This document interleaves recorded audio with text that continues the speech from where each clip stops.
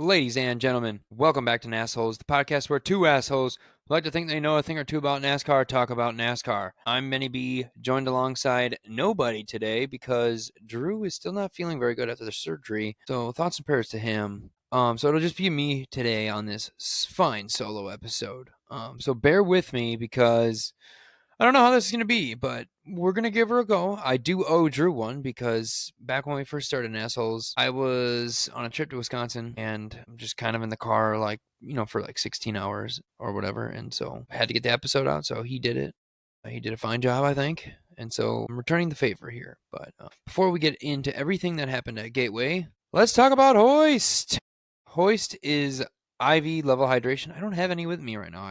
Honestly, wanted to get one after work. Was feeling a bit dehydrated, but just wanted to get home. So I didn't grab one. So please don't yell at me. Sorry. So Hoist is a scientifically formulated IV level hydration drink. It has 3 times the electrolytes as other sports drinks. It has half the sugar, and honestly, it just tastes amazing, man. And what's cool about it is they're big supporters of the military. Matter of fact, so much that if you are a military or first responder, you get 10% off on your order at checkout. So that's pretty cool. But if you go to drinkhoist.com, you can actually find where Hoist is available near you. So just go to the Find Hoist tab on drinkhoist.com and see where it's in your area. There is 7 delicious flavors. Honestly, my favorite is that 5-star punch, but I also really like the blue raspberry one. It's unbelievable. So yeah, guys, go check that shit out. And disclaimer, we are not sponsored. They just gave us free shit and we love them and we will shamelessly plug them.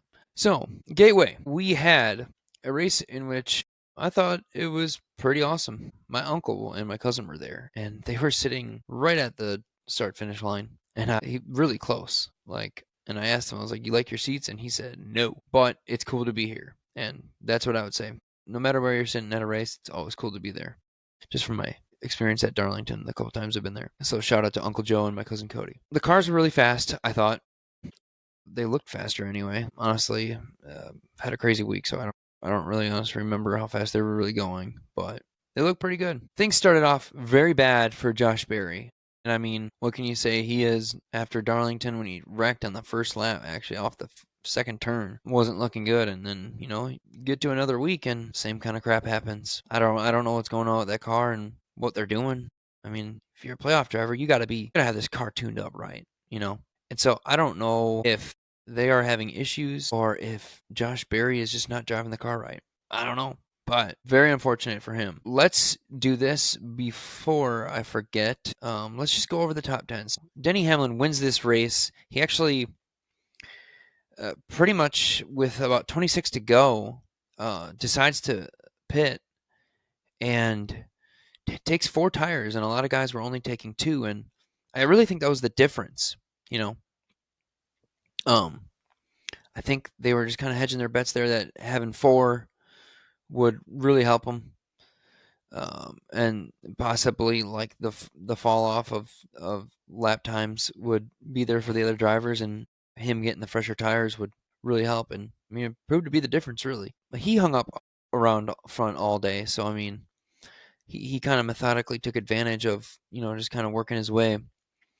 And Hamlin, he is just I really believe that this could be the year that he finally wins a championship. I really do. And I hate saying that because if it doesn't happen, people are like, "Oh, dude, you freaking jinxed it." No, I didn't. He jinxed himself if he doesn't get it. So anyways, Hamlin wins this race. And Briscoe, who the winner of last week, I mean, he was up front all day too. I mean, again, we talked about on this show, he's really impressive this year. He has been really great.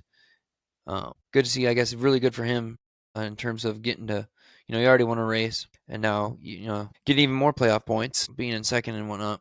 And then you had Chase Elliott in third, Ryan Blaney in fourth, who honestly was taken out by Larson, if we're being honest. I don't know how he could explain that one. I mean, he kind of just slide jobbed him, like just freaking moved him up the track. And so I don't know what that was about. But after that, I was like, oh crap, man, he's screwed. But no, Blaney always finds a way, man. Back into the top 5, so good for him. Then Blaney's teammate Logano, in 5th, and John Hunter Nemechek, another impressive performance, another top 10 for John Hunter Nemechek. He's just been on a roll lately. And so, you have to wonder if he keeps doing this well. I mean, it's going to be a big boost for him going into next year. And you just hope to see the success of that. It'd be cool to have somebody different, like a John Hunter Nemechek, like kind of being in the playoffs or just being like constantly a threat to win races. And Christopher Bell 7th, Bubba Wallace in 8th, Chris Buescher in 9th, and Ty Gibbs takes the 10th spot, which actually I didn't even know that. I guess silently gets a top 10 because I really didn't hear or see anything about him all that whole day. Let's see who is out. So Ty Dillon had a few issues on Sunday that really screwed him. He caused 2 cautions basically, and so that was that. I already talked about Josh Berry, but Daniel Suarez, he got into a little side by side with Chase Briscoe, and I guess I think Briscoe just kind of locked up, and then it pushed Suarez to the wall. So unfortunate for Suarez. I mean, he's not a playoff driver, but you got to think he's done with Trackhouse after this year. So he's trying to impress somebody to bring him on, whether that be for an Xfinity ride or I don't know. I guess he could find another cup spot. I'm not really sure. See, this is why I need Drew, because Drew would know this information. He would know. Shout out, Drew. Man, hope you're doing better, buddy. So yeah, that is what happened there. Let's take a look at, and I'm gonna try to find this here. Well, actually, I think I found it on NASCAR.com. Sorry, guys, I'm freaking yawning, man. Haven't gotten much sleep with this new baby, but it's all good in the hood. All right, so here we go. So for the playoff standings, Hamlin is comfortably going to be up there in the number 1 spot. It's not showing the points here, but I know he's very well ahead, along with Briscoe in the 2. Then you have Larson, Wallace, Blaney, Byron, Reddick, Bell, Elliott, Logano, Chastain, and Cindric.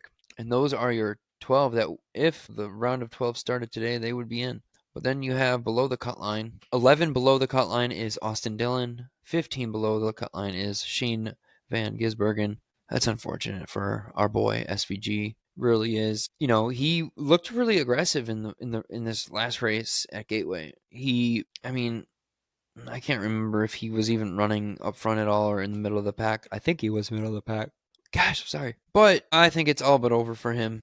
Unless Cindric just totally wrecks out or something, and then Dillon is, he's only a few points behind Dillon, but I don't know. Bristol is one of those tracks he's admitted himself is one of his harder tracks, and that he can't, it's been really hard for him. So I don't know, but I believe it was Richmond, it's a tough track for him. Ovals are all tough for him, really. But he looked at the SMT data for Hamlin, so I wonder if he does something similar for Bristol. And just tries to figure something out, man. It'd be cool to see SVG steal a spot in the round of 12. Alex Bowman at that 15 third cutoff spot. 35 behind. Yeah, he's gonna need a win, man. There is no doubt about it. And I want to see because I remember watching the race. Bowman looked to be in up front a lot all day. Let's look at the results again because I don't remember where he finished. Oh boy, did he not finish good? Not even. Did he get a top 20? Top 15? Where is he? Guys, I'm not seeing it, guys. Oh, he finished 26. Yeah, so not very good. Just hasn't been good for him, man. You guys got to remember, too, like, he was saved by Blaney, at Daytona. And, so he barely was in the playoffs anyway. Struggled all year, besides, like, he had that stretch where he did really good. And I apologize, guys, for yawning. Gosh, I really cannot stop doing it. We've got to stop it. I should have had that hoist. This would have never happened if I had that hoist. So, yeah, that's that with Bowman. But looking ahead, we got Bristol. This is a track where, I believe most of the guys that are up there in, the top playoff spots, like I'm talking Hamlin, Larson, Blaney, Byron, Reddick, Bell even. Those guys are going to do pretty good there, I think. And so you got Briscoe and Hamlin, who basically are just kind of there, and they're going to, just try not to, I guess, wreck. They're just going to have some fun. There's no point of, they could literally not race. Well, Hamlin, he could literally not race, and he'd be fine. So would Briscoe, actually. He would be fine. And then you have Larson, who's up 60, so I don't even know how many he's up. Because they just showed that he won on here. I don't have the other grid. But I want to see where my playoff grid is, because I just want to see how this would play out. So far, I mean, I would get one wrong if SVG doesn't make it and Cindric does. But other than that, I think everything else I have right now. Yep. So I have Larson, Byron, Hamlin, Blaney, Bell, SVG, Elliott, Briscoe, Cindric, Chastain, Logano, Reddick. So I don't know. I think I want to say that the way it is right now is the way it's going to stay. But again, you never know. Like, we could end up getting, I don't know, like Bowman could figure it out and just win, and then that would basically put Cindric out. I would think, but I guess it all depends on how it plays out. So, yup. Let's see if there's any other news. So Hamlin, in his press conference, or I guess after the next day after the race, maybe, I guess he signed a 2-year extension with JGR, and that's understandable because he,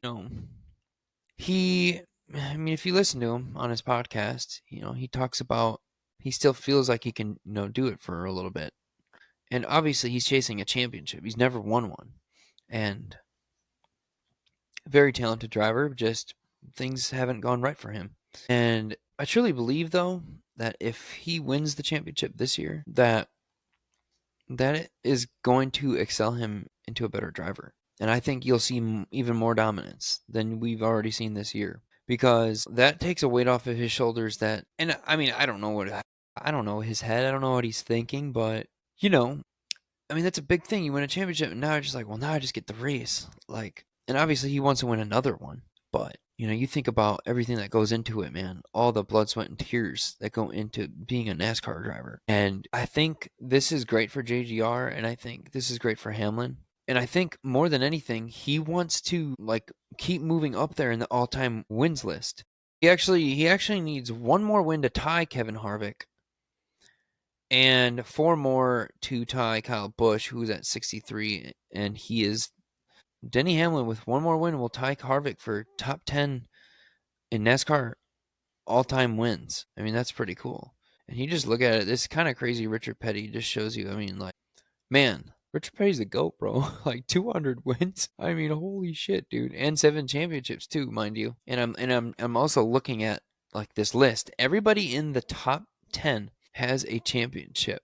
So if Hamlin gets in there and he doesn't have a championship, I mean, he's just going to be kind of like the oddity of that list. And obviously, like, championships don't mean everything. He's still going to go down as one of the greatest drivers of all time. And, I like what he said in the press conference, like, there's guys out there that have, 1, 2, even 3 championships, and I think he was taking a shot there at Joey Logano. But he still feels like he's a better driver than all of them, and, I mean, I can't really disagree. The guy just, every week, you see him, he's up there. And I don't get the hate for him either. I think I said this, I responded to somebody about Hamlin. I just don't get the hate. As somebody who has started watching NASCAR not that long ago, like a few years ago, like, I mean, I see Hamlin as a guy who's a great driver, and he really advocates for the fans. He is always standing up for the fans and what they want, and like, I guess, especially when you have the podcast that he has, people tune in and all of that, and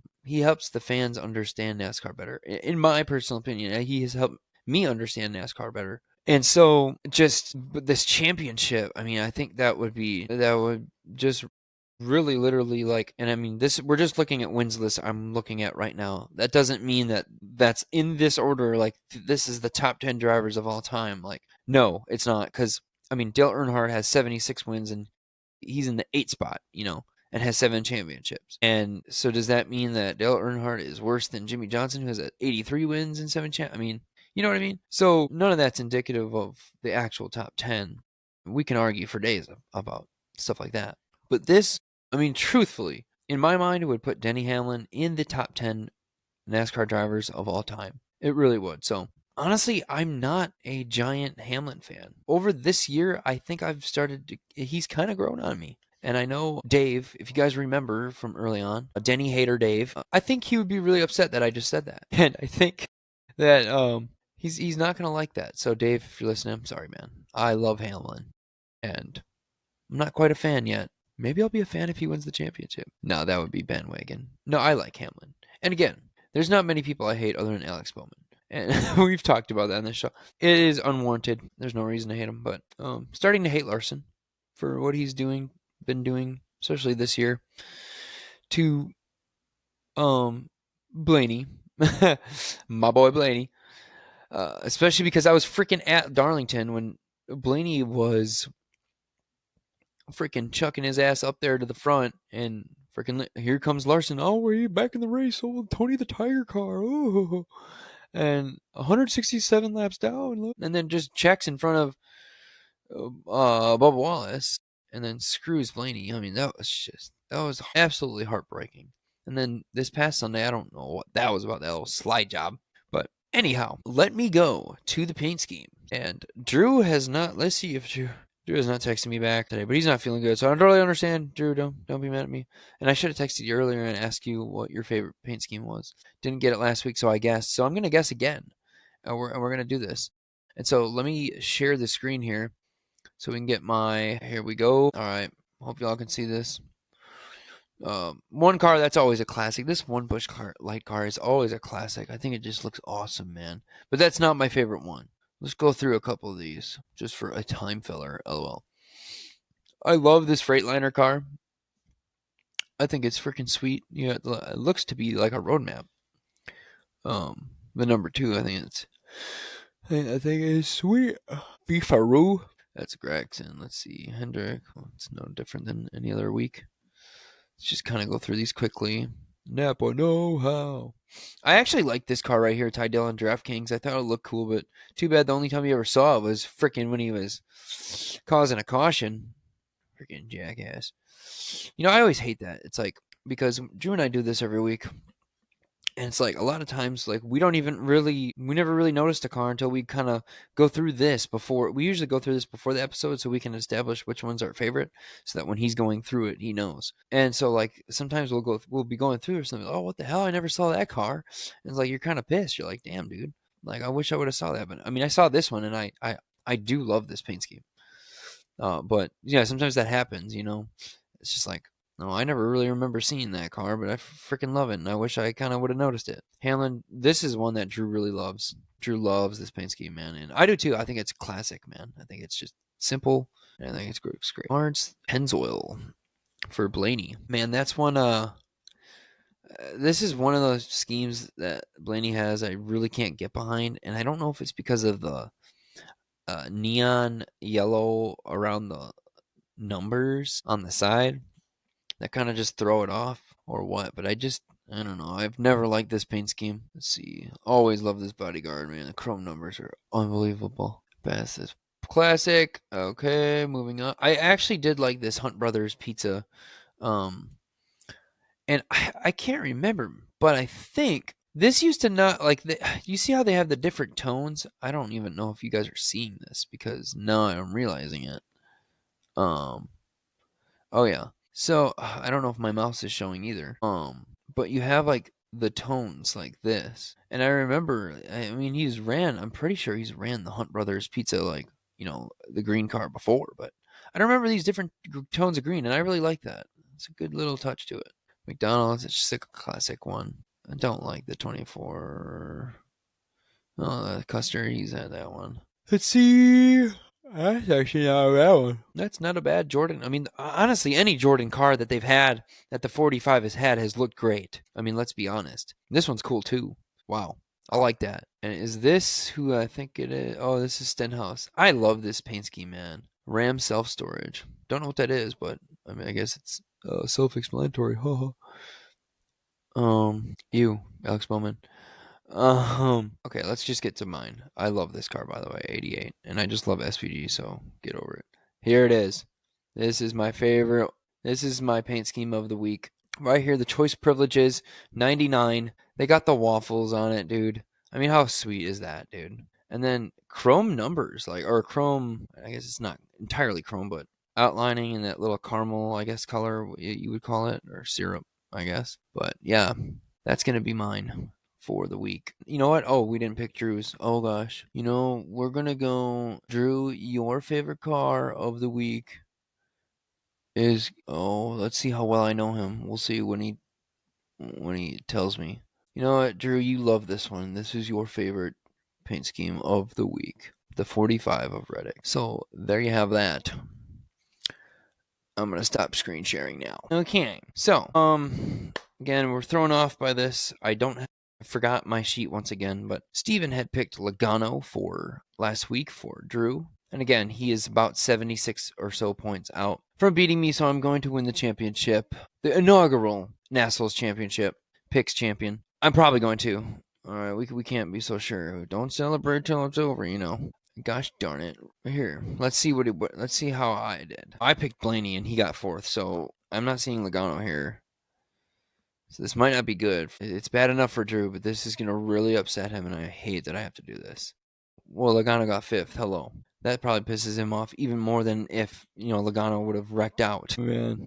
So that's that, but I can't pick for him. Actually, I'm going to.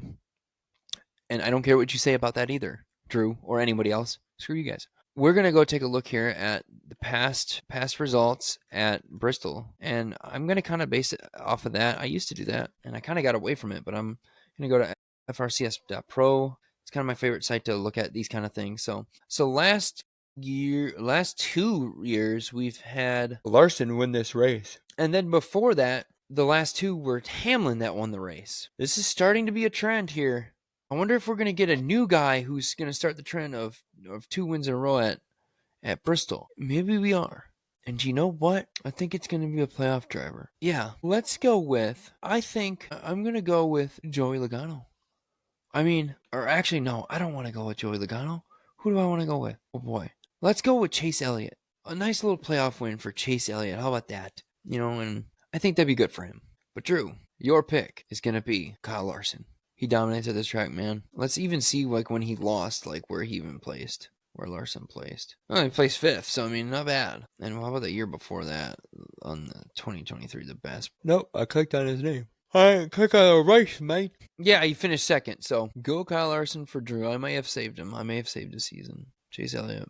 Man, Chase Elliott, honestly, I know I picked him, but I kind of hope he does really bad, and then Drew does really good. I want this to come down to the wire. I want this to be an actual race, a freaking unbelievable playoff race. I would love that. But yeah, so Bristol, one of the best short tracks on the circuit, on the schedule. We'll have to see how that plays out. Yeah, I'm excited really just to see how the round of 12 shapes out. Who's going to be in it? I kind of already gave you guys my thoughts on that. Yeah. Guys, anybody that made it this far, first of all, thank you. And please subscribe to the YouTube channel. Make sure you have that notification bell on for Spotify and YouTube so you always know when we release an episode. Make sure to follow us on X at NASholesPod, on TikTok at NASholes.podcast. And we're going to need to get the Facebook and the Instagrams. We do have an Instagram. Well, let's be honest. The only thing we've really used is X, and Twitter X, whatever. If you want to call it Twitter, I don't care. And so, apologize. We need to be better about that. We need to get on it. But please go follow us on all socials that I mentioned, that I said. And until next time, I'm an asshole, you're an asshole. We're all NASholes. Let's enjoy NASCAR next week at Bristol, and we'll talk to you guys, hopefully with Drew. If not, maybe a fill-in from Foreign Fuel. That'd be cool. By the way, go follow them at Foreign Fuel Podcast. Great podcast. Thank you again, Steven, last week for helping out. And we'll talk to you guys after Bristol.